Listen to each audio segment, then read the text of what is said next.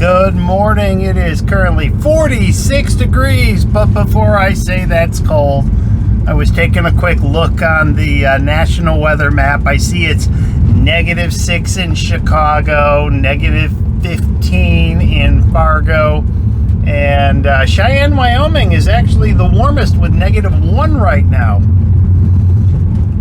It's cloudy.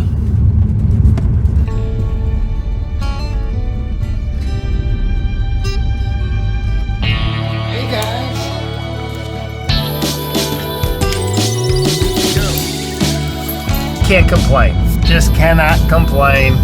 Got some dogs I gotta get to, doing some pet sitting, couple last minute additions, even have a meeting for a new client today. Why am I taking on more new clients? But let's get going.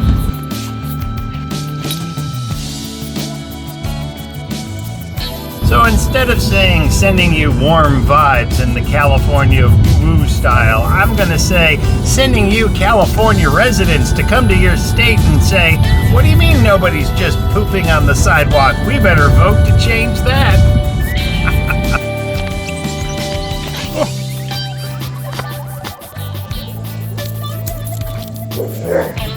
All right, I just picked up another new client for pet sitting.